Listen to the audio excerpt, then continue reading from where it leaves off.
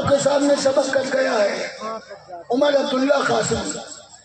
یہ صحیح العقیدہ صاحب اسلام کی صحیح ترجمانی، اسلامی تعلیمات کی صحیح ترجمانی، اسلامی احکامات کی صحیح ترجمانی، جناب محمد رسول اللہ صلی اللہ علیہ وسلم سے سچا عشق اور محبت، یہ سب ان کے اشعار میں جھلکتا ہے.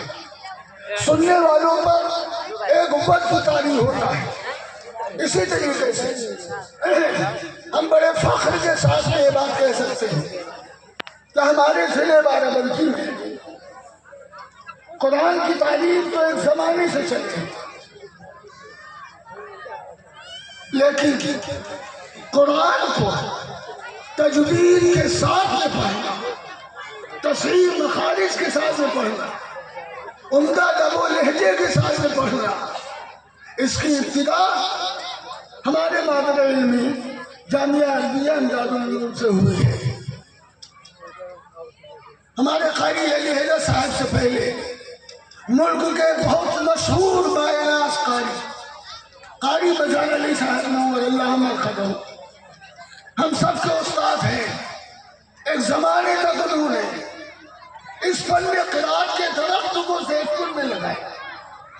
پھر یہ ہمارے قاری علی حیدر صاحب یہ انہیں کے شاگرد تھے جنہوں نے ان کے لگائے ہوئے درخت کو آج تک اپنے خون جگر سے سینچے.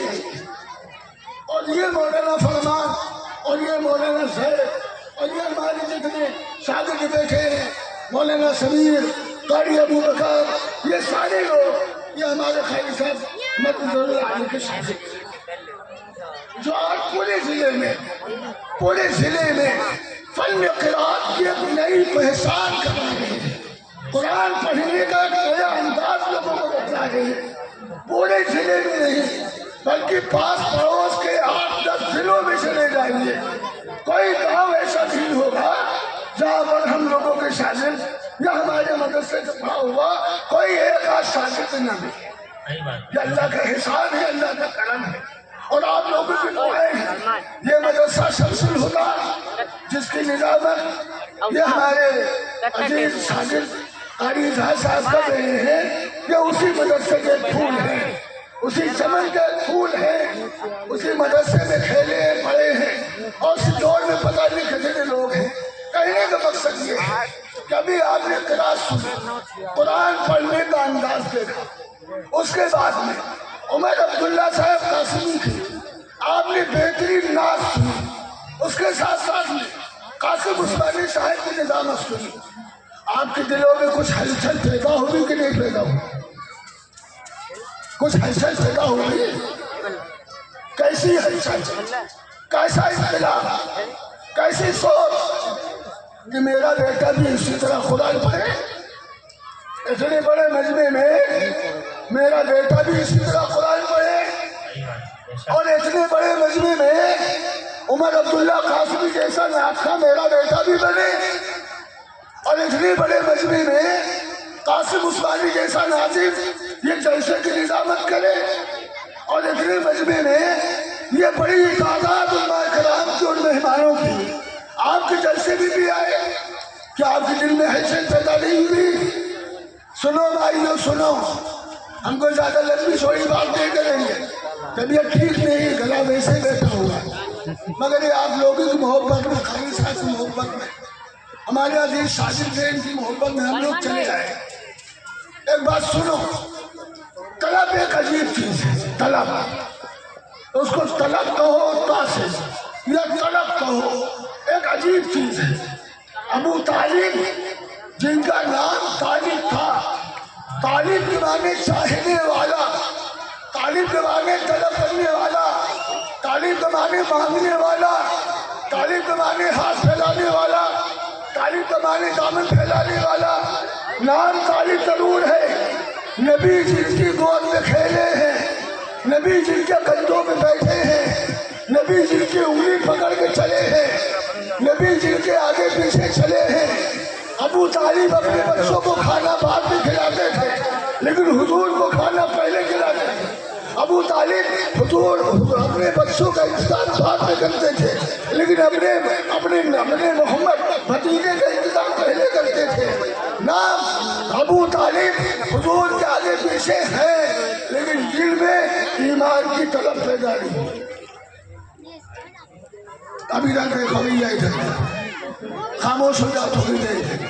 دل میں ایمان کی طلب پیدا نہیں ہوئی. روم کا رہنے والا شعیب رومی کے دل میں ایمان کی طلب پیدا ہوئی. روم سے دوڑتا ہوا مدینے چلا گیا. فارس سے پیدا ہونے والا سلمان فارسی کے اندر ایمان کی طلب پیدا ہوئی، فارس سے دوڑتے چلے آئے. لیکن ابو طالب نام ضرور ابو طالب تھا، دل میں ایمان کی طلب پیدا نہیں ہوئی. کفر کی حالت ابھی میں سے زیادہ بحث نہیں ہے، لیکن ایک بات بتا دیں کہ دیکھو حفاظ کرام موجود قرآن کے اندر ایک آیت ہے، انک لا تہدی من احببت ولکن اللہ یہدی من یشاء. اس آیت کا نزول کب ہوا؟ یہ آیت کب نازل ہوئی؟ کون سے اسباب تھے جس کی وجہ سے یہ آیت نازل ہوئی؟ وجہ یہ ہے کہ دیکھو ہدایت کے دو درجے، ہدایت کے دو درجے. ہدایت کے معنی ہے رہنمائی کرنا، رہنمائی کرنا. مثلا کوئی پوچھے بھیا یہ سے دیوی گنج کتنی دور ہے؟ 9 کلومیٹر. رستہ بس سیدھے چلے جاؤ. زید پور کا کلومیٹر 9 کلومیٹر رستہ بس سیدھے چلے جاؤ. 9 کلومیٹر کے بعد تم کو دیکھ مل جائے گا. رہنمائی. اب ہدایت کی 2 قسمیں ہیں، ایک ہدایت ارادت الطریق اور دوسری ہدایت ایصال الی المطلوب. ارادت الطریق کا مطلب صرف راستہ دکھلانا، ایصال الی المطلوب کا مطلب منزل تک پہنچانا. منزل تک پہنچانا اس کو کہا جاتا ہے ایصال الی المطلوب. جب ابو طالب کا بالکل آخری وقت تھا، حضور کو خبر ہوئی، حضور صلی اللہ علیہ وسلم تشریف لے گئے.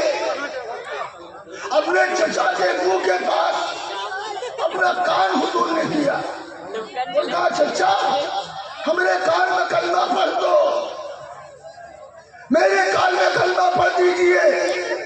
قیامت کے دن میں آپ کے ایمان کی گواہی دوں گا، اللہ میری گواہی کو رد نہیں کرے گا. لیکن ابو طالب نے کیا کہا؟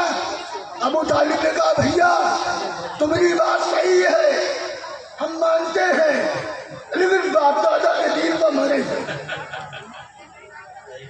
باپ دادا کے دین کو مانے. جب انتقال ہوا تو حضور صلی اللہ علیہ وسلم کو بہت دکھ ہوا. یہ حقیقت ہے، یہ حقیقت ہے جس سے انکار نہیں کیا جا سکتا ہے کہ ہمارے نبی جناب محمد رسول اللہ پر ابو طالب کے بڑے احسانات، بڑے احسانات. پوری دنیا سے جان بول نہیں تھی ابو طالب نے حضور کے، پوری دنیا سے احسانات ہیں. لیکن حضور کو جب دکھ ہوا تو حضور صلی اللہ علیہ وسلم نے اپنے دکھ کا اظہار کیا. اس پر اللہ کی طرف سے یہ آیت نازل ہوئی، انک لا تہدی من احببت. کہ میرے محبوب چچا کے انتقال پر، چچا کے ایمان لائے بغیر انتقال پر آپ کو شدید دکھ ہے، ہم بھی جانتے ہیں، لیکن کسی کو ہدایت دینا یہ آپ کے بس کی بات ہے. انک لا تہدی من احببت ولکن اللہ یہدی من یشاء. اللہ جس کو چاہتا ہے اس کو ہدایت دیتا ہے، اور اللہ کس کو چاہتا ہے جس کے دل میں کسی چیز کی طلب و تڑپ. ٹوپی کو کھینچو، ٹوپی بہت سے لوگ ہیں مالدار ہیں، کروڑ پتی ارب پتی ہیں، لیکن حج کرنے کی طلب پیدا نہیں.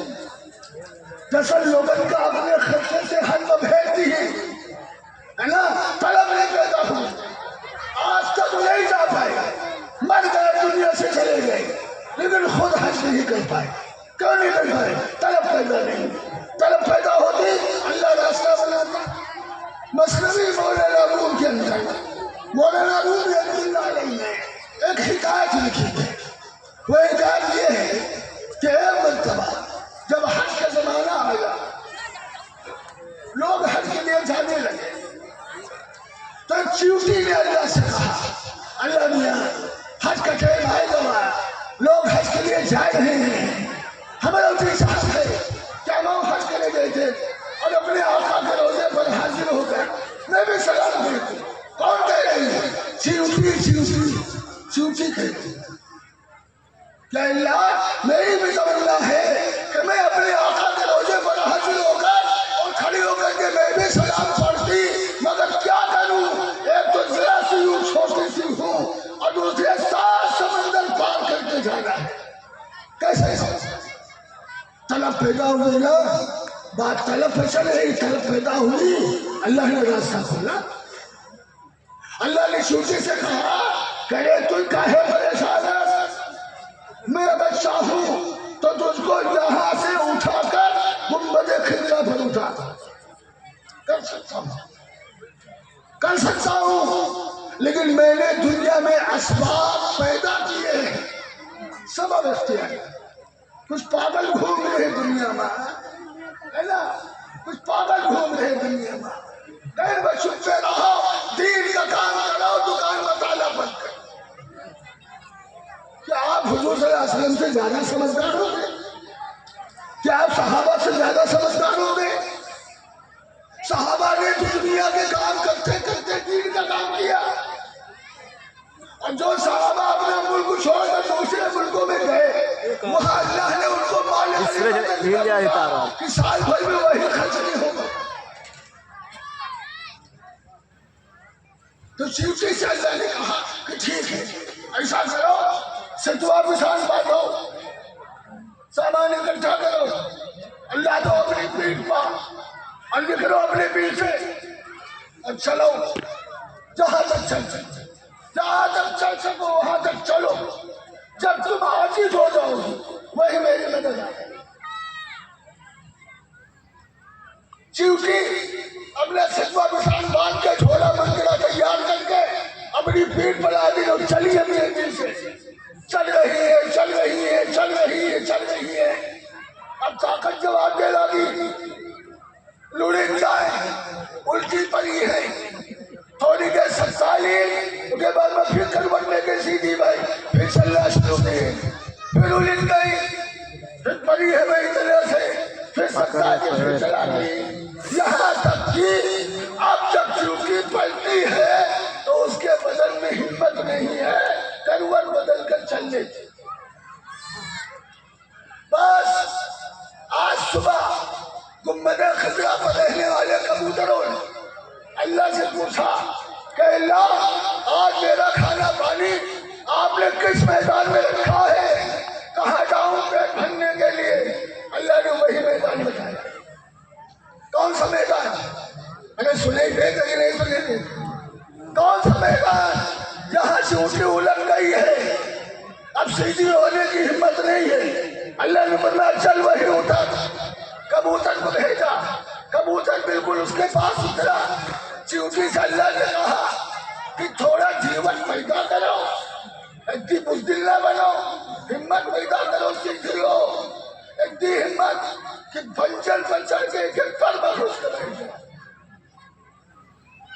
ایک ایک پر بخوش کر رہی ہے وہ چیوٹی پنچوں کے ذریعے سے کبوتر کے پروں میں جا کر گھس کر بھیج گئی شام جب ہوئی تو پھر کبوتر اوپر دیکھے اللہ تعالیٰ اجازت ہے اڑے کی کام ہوئے گا ہاں ہوئے گا چلو اب اس سیدھا کبوتر گنبد خضرا اللہ نے فرمایا چلو جا اب سلام پڑھ دن میں پڑھو رات میں پڑھو صبح پڑھو شام میں پڑھ دن بھر پڑھ جتنا جی چاہے اتنا پڑھ بات سمجھ میں آئی طلب پیدا ہو طلب اللہ تعالیٰ مشکل راستوں میں بھی آسانیاں بھیجا طلب آج ہم لوگ ہو گئے ابھی ہمارے عزیز مولانا سمیر صاحب نے جو چند منٹ کا خطبہ صدارت دیا وہ نشور ہے اگر ہم سمجھ والے ہیں تو سمجھ گئے آج مدارس کے لیے مساجد کے لیے مکاتب کے لیے خانقاہوں کے لیے مراکز کے لیے ہمارے پاس کچھ نہیں ہے کچھ نہیں کئی مدرسے کئی مسجدیں ایسی ہیں جن کی دیواریں اٹھ گئی ہیں، سلیب بھر کا چندہ بھی اکٹھا ہو رہا ہے۔ اور اسی گاؤں میں جب کسی کے بعد شادی ہوتی ہے، آپ بھی جاتے ہیں ماشاءاللہ، کتنے طرح کا سالن پکتا ہے، شادیانہ کیسا لگتا ہے، کافی اور چاٹ اور پاٹ کیسے بنتی ہے، کتنا کھانا جتنا کھایا گیا ہے اس کا آدھا برباد ہوتا ہے۔ اس کے لیے پیسہ ہمارے پاس ہے۔ جہیز میں اپنی بیٹیوں کو 4 پہیا دے رہے ہیں، ہم کہتے ہیں بھیا دنیا ترقی کر رہی ہے، اب تم 4 پہیا کی کار کے بجائے 16 ٹہرے لے رہے ہو، 4 پہیا تک کہے لگتے ہو، 16 ٹہرے دے ہو، کچھ آمدنیوں کی ہو، 10-12 ہزار روپے روزانہ کمائے کے علاوہ اس 4 پہیا میں تو کچھ ہوئی بھی نہیں کریے۔ یہ خرافات ہماری شادیوں میں جب سے شروع ہوئی ہے اس وقت سے ہمارے اوپر آفت اور بلائیں آئی۔ اس وقت بہن کا حصہ نہیں دیں گے باقی جائیداد، باقی جائیداد میں بہن کا حصہ نہیں دیں گے۔ اتنے لوگ یہاں بیٹھے ہوئے ہو ماشاءاللہ، اگر ایک ایک کر کے پوچھا جائے تو شاید 2-1 لوگ ایسے ملے نکلے جنہوں نے اپنی بہن کو حصہ دیا۔ سب لوٹے بیٹھے ہیں، سب وہی کھائے پی رہے ہیں۔ حصہ قرآن میں اللہ نے کہا ہے، قرآن میں 4 پارے کا 11واں رکوع پڑھنا شروع کرو، دیکھو اللہ کیا فرماتا ہے۔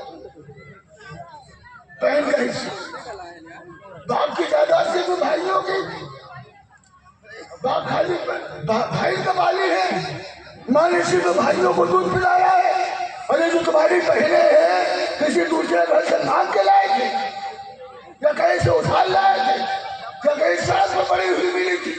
اگر وہ تمہارا باپ ہے تو تمہاری بہن کا بھی باپ ہے، اگر تمہارا باپ ہے تمہاری ماں ہے تو تمہاری بہن کی بھی ماں ہے، تو پھر باپ کی جائیداد کو اس کا حصہ کیوں نہیں؟ ایماندار بہت بڑے بن گئے، جہاں دیکھو وہاں اپنی ایمانداری کے گیت گوا کر رکھے، پورے کام اپنے جیسا ایماندار کوئی نہیں بنی، کوئی ہماری بےایمانی بتاوے، ہمیں بےایمانی تم کہا کرو، پورا کا پورا حق لوٹے بیٹھے ہم۔ بےایمانی تو چھوٹی موٹی چیزیں کہا جاتا ہے، لوٹ لی ہے اور لوٹ لیا تم نے، اپنی بہنوں کو لوٹ لیا ہے، ہم نے دے کر سفید کپڑے پہننے سے کوئی آدمی ایماندار نہیں بنتا ہے۔ معاملات دیکھے جائیں، معاملات حالات دیکھے جائیں۔ اس لیے محترم کو دوستو، ہم اپنی شادیوں میں جتنی خرافات کرتے ہیں ان کو ختم کریں، اور یہ پیسہ بچا کر کے ہم اللہ کے ان گھروں کو آباد کرنے کی فکر کریں۔ جس طریقے سے ہم اپنا کاروبار چلانے کے لیے جھولے سے معاوضہ، کلاتھ ہاؤس، فلاں سدھول ضلع بارہ بنکی، کرانے کی دکان ہے تو کرانے کے نام سے جھولے، کمبل کی دکان ہے تو کمبل کے، اسی طریقے سے ہم اللہ کے جھولے لے کر کے گاؤں گاؤں دیہات جائیں اور وہاں کے لوگوں سے کہیں کہ ہم کو تم سے چندہ نہیں چاہیے، ہم کو چندے کے طور پر تمہارے بیٹوں تمہاری بیٹیاں چاہیے۔ ہم بیٹا لینے آئے، چندہ لینے نہیں آئے۔ چندہ دینے کے ہمارے وہاں ماشاءاللہ بہت لوگ ہیں، اپنے بیٹے بھیجو، اپنے پوتے بھیجو، اپنے نواسے بھیجو اس مدرسے میں پڑھنے کے لیے، تاکہ مسجدوں کی حفاظت کرنے والے لوگ پیدا ہوں، ورنہ آج بہت مسجدوں کی حالت خراب ہے۔ مؤذن صاحب کا انتقال ہو گیا تو مؤذن کی جائیداد کے لیے، دکان کے لیے تو بیٹوں میں جھگڑا ہو رہا ہے، لیکن اگر مسجد کے لوگ جا کہیں بھیا 25 سال سے ہماری مسجد میں تمہارے ابا جان کے چلے آئے ہیں تو چاہتے ہیں کہ اب یہی چیز تمہارے خاندان میں باقی رہے، تو کہا ہاں ابا کہیں نے ہم سے نہ ہو، ابا کہیں نے ہم سے نہ ہو۔ کہاں سے آئیں گے وہاں سے؟ نماز پڑھنے والے کہاں سے آئیں گے؟ تراویح پڑھنے والے کہاں سے آئیں گے؟ اس لیے مدرسوں کی خبر رہی بات مدرسوں کے اندر کیا ہوتا ہے، دنیا دیکھ لے کیا ہوتا ہے، سب جانتے کیا ہوتا ہے۔ قرآن کیا ہے؟ قرآن کیا ہے؟ اللہ نے خود قرآن کے بارے میں ارشاد فرمایا کہ میری کتاب ہے۔ قرآن میری طرف سے نازل ہوا. وَإِن كُنتُ فِي رَيْبٍ مِّمَّا نَزَّلْنَا عَلَىٰ عَبْدِنَا کہ لوگوں اگر تم کو اس بارے میں شبہ ہے کہ قرآن میری کتاب نہیں ہے، یہ تمہارے حساب سے محمد صلی اللہ علیہ وسلم کی لکھی ہوئی کتاب ہے. اس لیے کہ مشرکین مکہ یہی کہتے تھے کہ رات میں بیٹھ کے لکھا تھے اور صبح آ کے سنا دیتے اور کہا یہ اللہ کی طرف سے آیا ہے. جیسے ہمارے شاعر ہوتے ہیں کہ جہاں ان کی مشاعرے کی تعریف ہوتی ہے 2-4 دن پہلے کاغذ قلم لے کے بیٹھ کے وہ لکھی ان کا قاتل، وہ لکھی ان کا قاتل، وہ لکھی ان کا قاتل، ہزاروں سطر لکھنے کے بعد کئی 10-12 شعر تیار ہو جس کو جا کر کے کسی مشاعرے میں سنا. اللہ نے فرمایا کہ میرے پیغمبر اور میرے نبی کے بارے میں اگر تمہارا یہ خیال ہے کہ وہ لکھتے ہیں تو میرا نبی تو لکھا پڑھا بھی نہیں. کسی استاد کے پاس کتاب لے کر لے گئے، کبھی قلم ہاتھ سے پکڑا نہیں، کبھی تختی ہاتھ سے پکڑی نہیں، کبھی کچھ لکھا نہیں. یہاں تک کہ صلح حدیبیہ کے موقع پر جو صلح نامہ لکھا جا رہا ہے وہ حضرت علی رضی اللہ تعالیٰ عنہ ہے. اور تم ماشاءاللہ M D O P M D O اور جتنی ڈی ہے اور ساری ڈی او جتنے ہیں سارے ایف اے سے لے کے نیب تک ساری ڈگریاں لیے گھوم رہے ہو تو تم تو محمد صلی اللہ علیہ وسلم سے اچھا قرآن لکھ سکتے ہو. فاتو بسورت لاؤ ایک سورت لکھ کر کے لاؤ جیسا قرآن لکھ. اللہ نے سورہ بقرہ لے گئی، اللہ نے سورہ آل عمران لے گئی، اللہ نے مجھ پر کہا کہ ایک سورہ لے آؤ. تم قل ہو اللہ جیسی سورت لے آتے، تم انا اعطیناک جیسی سورت لے آتے. آج 1450 سال قرآن کو نازل ہوئے دنیا میں ہو رہے ہیں، لیکن 1450 سال میں آج تک اس دنیا میں کوئی شیعہ پیدا نہیں ہوا جو کہہ سکتا کہ لوگ ہم نے قرآن کے مقابلے میں کچھ پاگل پیدا گئے، کچھ پاگل پیدا گئے اس زمانے میں. اور لیکن ہاں محنت مثالیں بہت تھی مگر وہی حال ہے کہ جو محنت کی وہ چیٹی کی شکل میں اور ہمارا قرآن ہاتھی کی شکل میں. دونوں کی کیا مثال ہے؟ کیا لکھا؟ القاریۃ ما القاریہ وما ادراک ما القاریہ.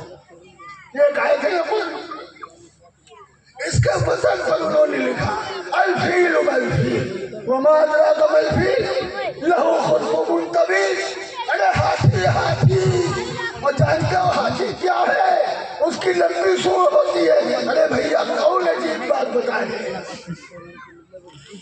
ہر جگہ کرسی کے حمد پڑے رہا ہے کہ کرسی میں جب ہاتھی پہنچ گئے دھیما تو کیا کرنے گیا ہے ہمیں کہیں جھوک آیا ہے تو ہو یا کون سی جائے گئی کریا تو میں جو بہت عقل مند رہا ہے تو کہا لگے گی یا اصل میں رات ہے یا کہو ادھر دیکھو ادھر یہ رات ہے، رات کہیں رات کہیں ہے یا رات ہے.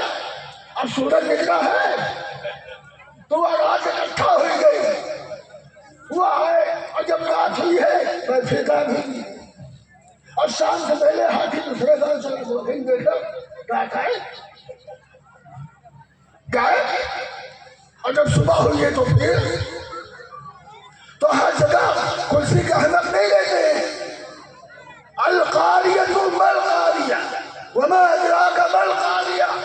ذرا اس کا ترجمہ پڑھ کے دیکھو. وہ کھڑکھڑانے والی اور جانتے ہو کھڑکھڑانے والی کون سی چیز ہے؟ معنی کی گہرائی پر غور کرو، الفاظ کے اوپر غور کرو، الفاظ کے ربط اور باہمی ربط پر غور کرو. دیکھو زمین آسمان کا فرق ہے.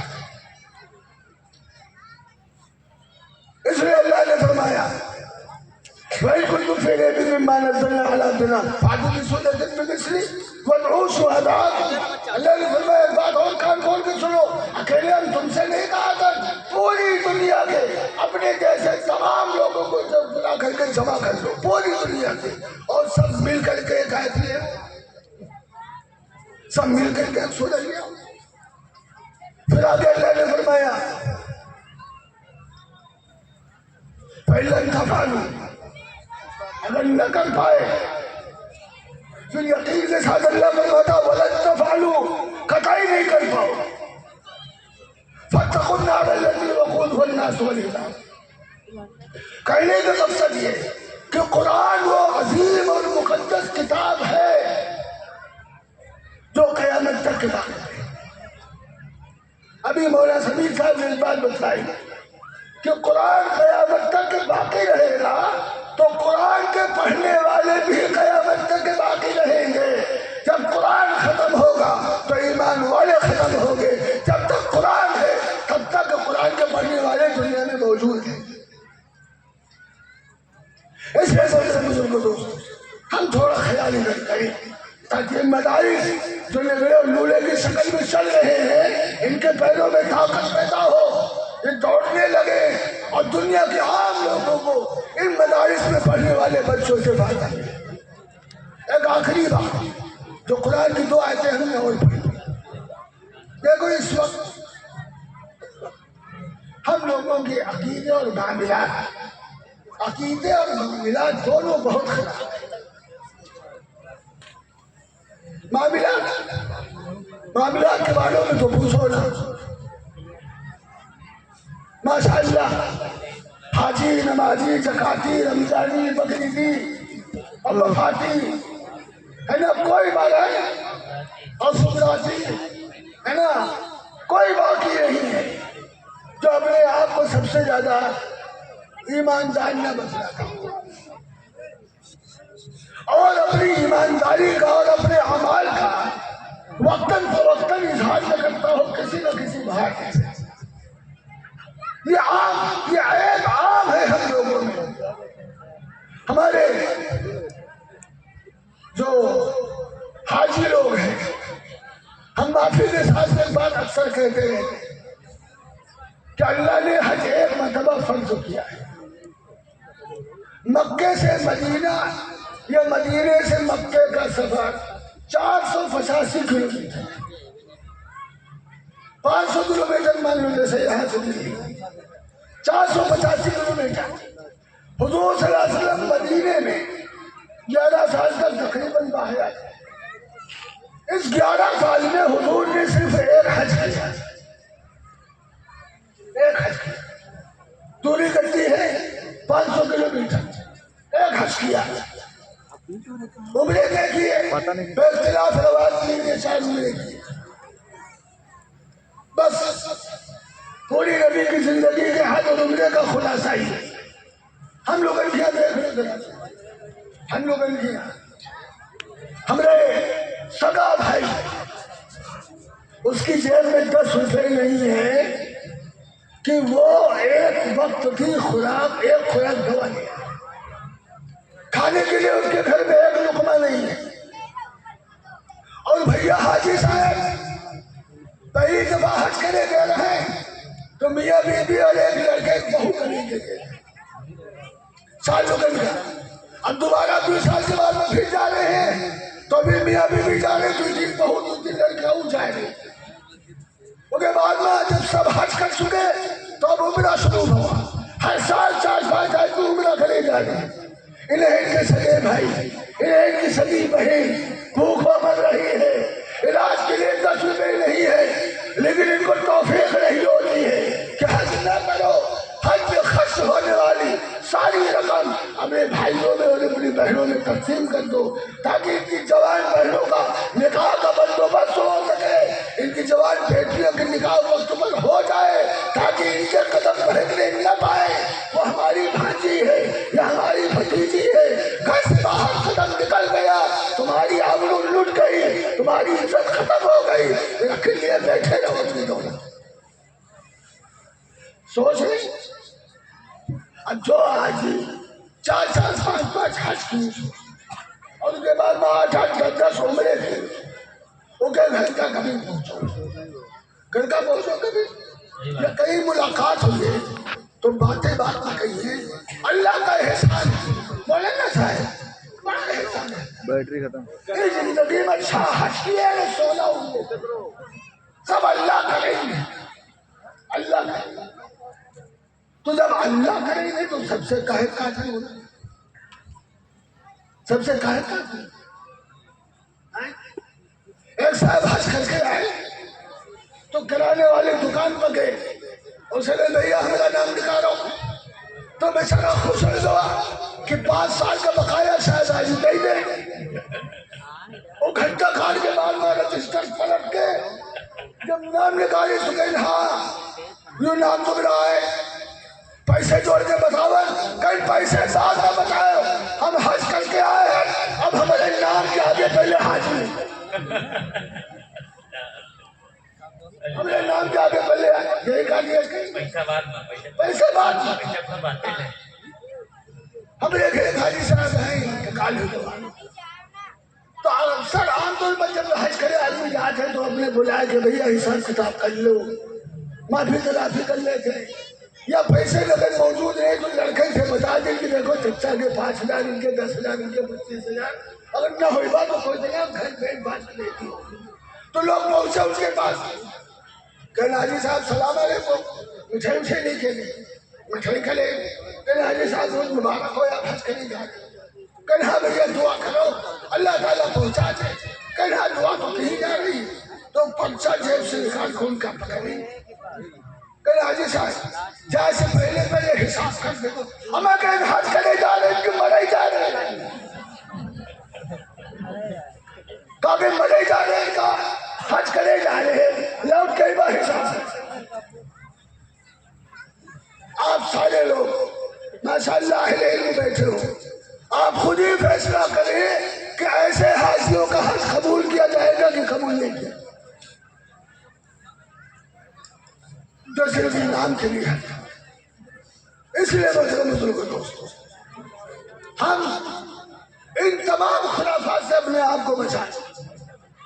حج ایک عبادت ہے، ایک مقدس فریضہ ہے، ایک مرتبہ کر لیا اللہ نے پورا کر دیا، بات ختم۔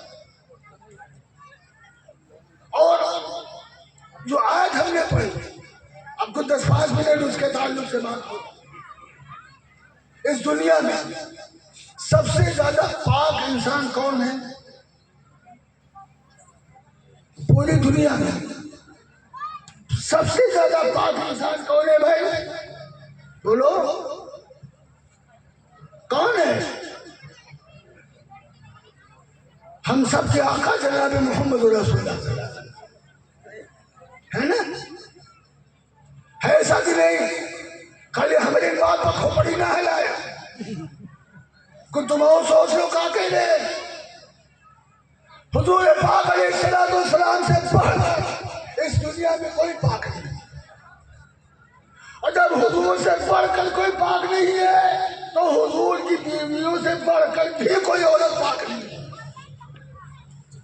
قیامت تک کوئی پیدا ہونے والی نہیں، اور جب حضور کی بیویاں پاک ہیں تو حضور کی بیٹیاں بھی سب سے زیادہ پاک اور پوتر ہیں، ہے کہ نہیں؟ اور اس زمانے کا ماحول، حضور کے زمانے کا ماحول نہ آج کل جیسے مرد تھے نہ آج کل جیسے عورتیں تھیں، اس ماحول کو دیکھو، اس ماحول میں صحابہ کرام کی بیویاں بھی سب سے زیادہ پاک اور پوتر تھی۔ ایمان لانے سے پہلے کیا انہوں نے کیا؟ بات ختم، ایمان لے آئے سب کچھ ختم، ڈیلیٹ ہو گیا، اب حساب نیا شروع ہو رہا ہے۔ اب سے دیکھو شراب پیتے تھے، جب سے توبہ کی تو سراہی تک توڑا، جوا کھیلتے تھے، جب سے توبہ کی کبھی اس راستے کا رخ نہیں، جو کچھ بھی کرتے تھے سب بند۔ اب کی زندگی، اب کی زندگی ان عورتوں کی بھی زندگی دیکھو تو حضور سے زیادہ کوئی پاک نہیں، حضور کی بیویوں سے زیادہ کوئی پاک نہیں، حضور کی بیٹیوں سے زیادہ کوئی پاک نہیں، صحابہ کرام کی بیویوں سے بیٹیوں سے زیادہ کوئی پاک نہیں۔ ایسی بات سب کو تسلیم ہے بھیا؟ سب لوگوں کی بات سمجھ میں آ گئی؟ اب دیکھو اللہ کیا فرماتا ہے، اللہ نے فرمایا کہ آئے پیغمبر صلی اللہ علیہ وسلم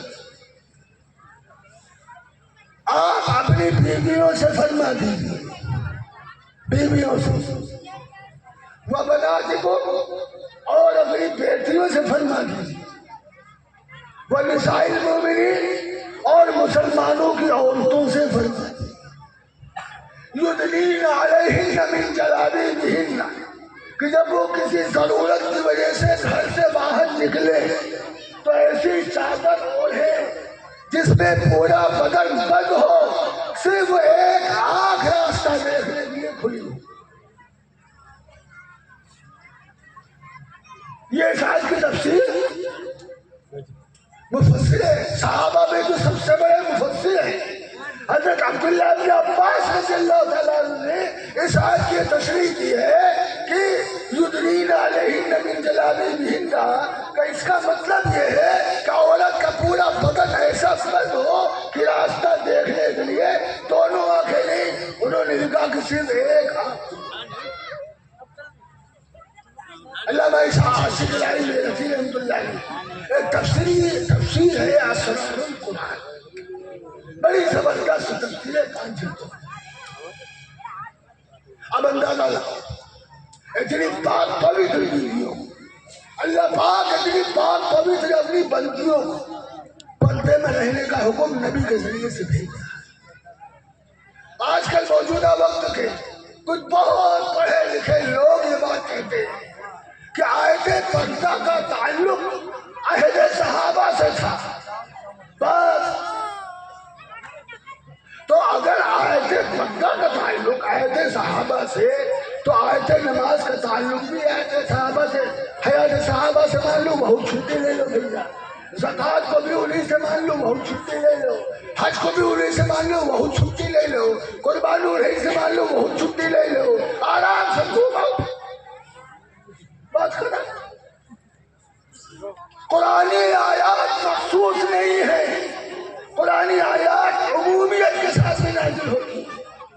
ہاں کوئی ایک دو ایک موقع ایسے ہوں، لیکن عام طور پر جو حکم آتا ہے وہ تمام مردوں تمام عورتوں کے لیے آئے، اس لیے پردہ قیامت تک کے آنے والی ایک ایک مومن مرد اور مومن عورت کے لیے اللہ نے وَقُلْ لِلْمُؤْمِنَاتِ وَقُلْ لِلْمُؤْمِنِينَ يَغْضُضْنَ مِنْ أَبْصَارِهِنَّ، اللہ نے حضور صلی اللہ علیہ وسلم سے فرمایا کہ میرے بندوں سے کہہ دو کہ جب سڑکوں پر چلے تو نگاہیں جھوٹی کریں، نگاہیں تیزی کر کے چلے، نگاہیں جھکا کر کے چلے، وَيَحْفَظْنَ فُرُوجَهُنَّ، اور اپنی اپنی شرمگاہوں کی حفاظت کریں۔ پھر آگے اللہ نے فرمایا وَقُلْ لِلْمُؤْمِنَاتِ يَغْضُضْنَ مِنْ أَبْصَارِهِنَّ وَيَحْفَظْنَ فُرُوجَهُنَّ وَلَا يُبْدِينَ زِينَتَهُنَّ إِلَّا لِبُعُولَتِهِنَّ، کہ اے پیغمبر صلی اللہ علیہ وسلم آپ مومنہ عورتوں سے فرما دیجئے کہ یہ بھی اپنی نگاہیں نیچی کر کے چلے، وَيَحْفَظْنَ فُرُوجَهُنَّ، اور یہ بھی اپنی اپنی شرمگاہوں کی حفاظت کرے، اور اپنی زیب و زینت، اپنا حسن، اپنا جمال، اپنی خوبصورتی ہے نا، اپنا دلربا والا رویہ اور یہ ساری چیزیں یہ کسی کے لیے نہیں ہے، یہ صرف اور صرف تمہارے شوہر کے لیے، تمہارے شوہر کے لیے۔ اب آپ ذرا غور کریں، کسی کو، ہم میں سے کسی کو کسی دوسرے کے گھر میں جھانکنے کی ضرورت ہے، ہم سب سے پہلے اپنے گھر سے شروع کریں کہ ہمارے گھروں میں لباس کیسا ہے، ہمارے گھروں کی ہماری بہنوں اور بیٹیوں کی نقاب کیسی ہے۔ دیکھو ہوتا نہیں ہے اور گاڑی سے پکڑ کے اٹھائے ہیں اور بڑھیا مٹک پٹک کے چلیں گے،